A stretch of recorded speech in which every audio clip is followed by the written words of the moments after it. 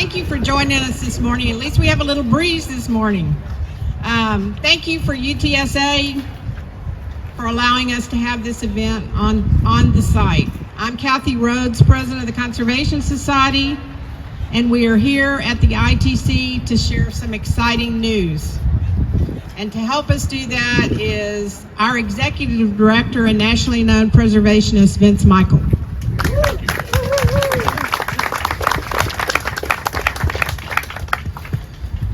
Thank you, Kathy. Today, the Conservation Society of San Antonio is announcing our nomination of the Institute of Texas Culture's Texas Pavilion to the National Register of Historic Places and secure the location as a State Antiquities Landmark.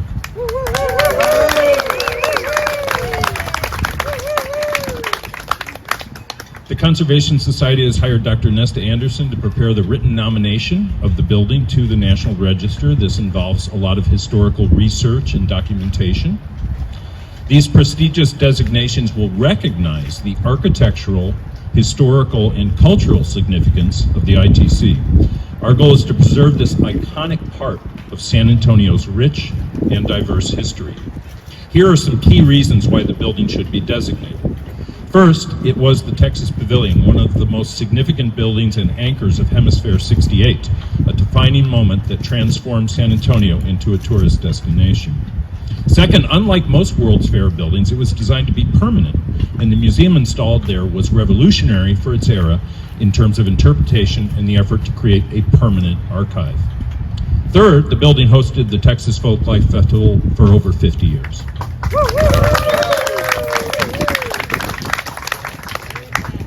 Finally, designed by the prominent Houston, Texas firm of Caudill, Rowlett & Scott, the Institute is an excellent example of mid-century modern architecture.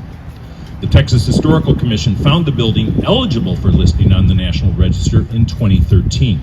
The process will take about 6 months to a year to complete and would make the building eligible for investment tax credits for rehab.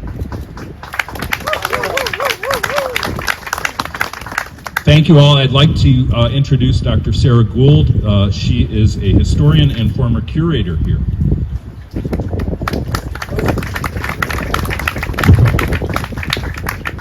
I'm going to read from my phone. In 1965, the 59th Texas Legislature approved a Texas State Exhibit building for Hemisphere 68. Unlike most World's Fairs where only countries have their own buildings, in true Texas fashion, only a standalone building would do for telling a story as big as Texas. Houston architecture firm Caudill, Rowlett & Scott, founded by proud Aggies and known for their lean and clean modern style, got to work designing a building befitting of the confluence of the Americas theme of Hemisphere 68. Evoking an inverted temple embedded in the landscape, the site was designed to give visitors the feeling of encountering a modern temple of culture as they passed through an earthen berm that originally ran along this front edge of the building. It is a nod to both the ancient temples found throughout Latin America and the traditional temple-inspired design found in numerous American cultural institutions, but with a very modern spin. By 1967, the 60th Texas Legislature renamed the Texas Pavilion the Institute of Texan Cultures, with a mandate for permanent exhibits on the history and culture of the peoples of Texas. A team of scholars from the University of Texas was tasked with scouring the state for artifacts and stories to tell the history of Texas, and they landed on something truly ahead of its time. Long before multiculturalism entered the mainstream, they determined to showcase the contributions of the many diverse cultures of Texas with the central idea that it is our diversity that makes Texas so strong. Keep in mind that it would not be until 1969 in San Francisco that the nation's first university ethnic studies department was founded. So this was very ahead of its time. When the Institute opened on April 6, 1968, the nation was in turmoil. 2 days earlier, Reverend Martin Luther King Jr. was assassinated. The triple crisis of the Vietnam War, racial violence facing the civil rights movement, and poverty bore down on what was meant to be a happy grand opening. Indeed, on that opening day, protesters flanked both sides of Alamo Street, protesting the war and racism. President Lyndon Johnson had been scheduled to attend the opening, but was forced to remain in DC amidst the crisis. First Lady Bird Johnson gave an opening speech in this place, evoking both the tension of the moment and the opportunity to come together and heal through an expanded understanding of our diversity. I'm quoting from her speech. All our similarities and differences of language, culture, custom have flowed along separate courses like rivers from a common lake of humanity.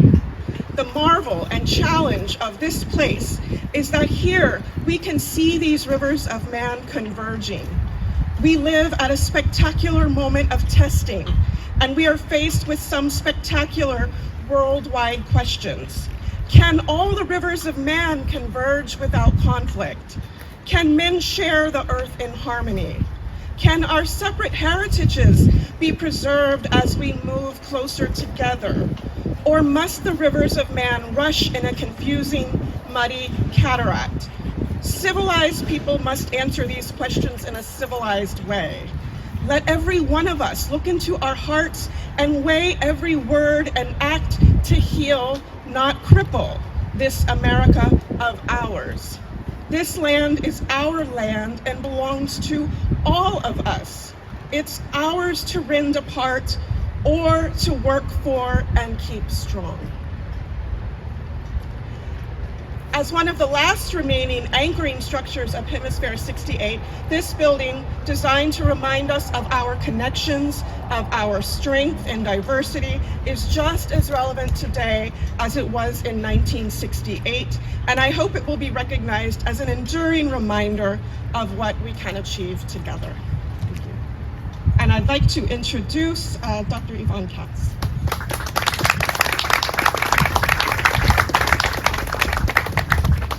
Thank you so much. Let me change glasses here.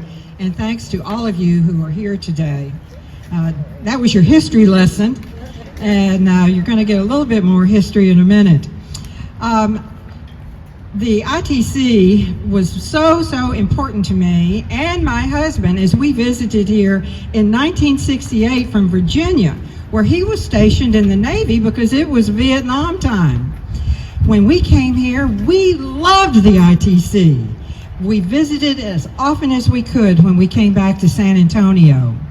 As a general education teacher in the 5th grade, I taught Texas history. The ITC provided the additional lessons for my students who visited from my classrooms in Austin, Spring Branch, and Northside school districts, Katie. As superintendent of the Harlandale School District, just right over there, all of our 5th graders and 7th graders visited the ITC to see firsthand historical contributions of generations of cultures. This was the first time many of my low-wealth Hispanic students had ever visited a museum, and they saw exhibits of folks that looked like them. School districts from all over Texas provided field trips for their students to have that firsthand info about Texas history at the ITC. Well, I can remember as a superintendent when funds were cut severely by the legislature and community organizations raised dollars for us poor school districts to be able to continue to send our students to the ITC for those coveted lessons offered inside the structure. Their only field trip of the year that we could afford. As Director of Special Education in the Northside Independent School District, we took our students to the ITC to learn about Texas history, since the structure easily accommodated children with any disability. They could easily move around and or lay on the carpeted floor of the dome and look up and learn. Over the decades, I scheduled numerous events here at the ITC as it handles huge numbers of folks. And the side conversations included Texas history facts. Now, where else can you get that kind of conversation in a happy hour setting? I attended almost all of the folklife festivals, even from afar. I even slid down the berms as an adult on a piece of cardboard. Some of you know what that means. This is an iconic structure that should not be torn down for any reason. It needs to be updated with new technology, comfort stations, retail spaces, and temperature controls to better protect the different kinds of exhibits.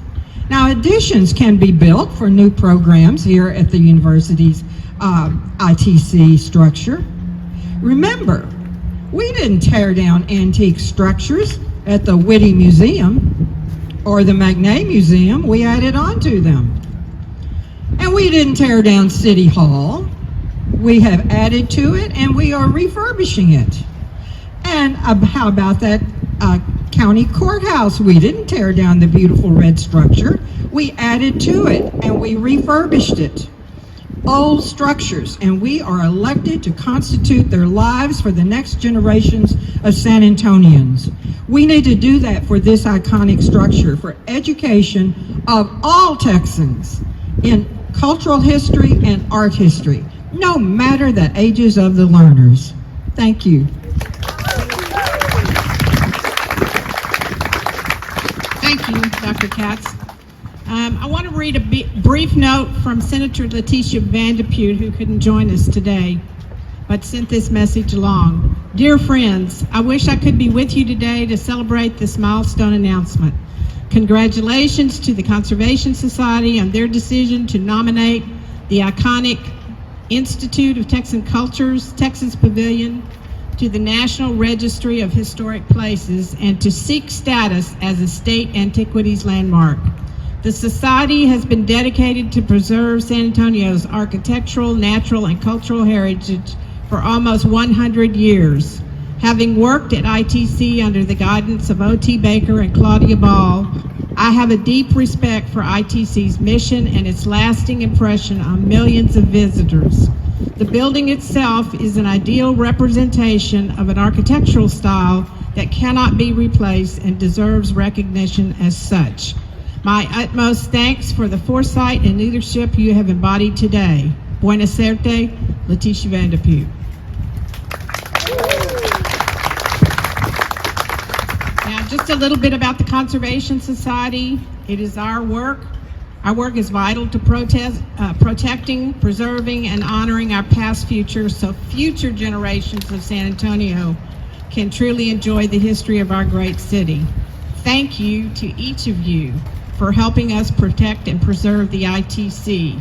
And before we leave today and enjoy the rest of our weekend, I want to introduce our committee. Dr. G.P. Singh, First Vice President of the Conservation Society, Kathy Kornovic, Vince Michael Dr. Yvonne Katz, Dr. David Cohen, Dr. Kathleen Connell, Betty Boucher, Skip Wood. I'm skipping you. It's all right. You spoke. I'm sorry, Sarah. Skip Wood and Dr. Jude Valdez. And thank everybody again for coming today. Thank God for the breeze. And let's go have fun. Viva.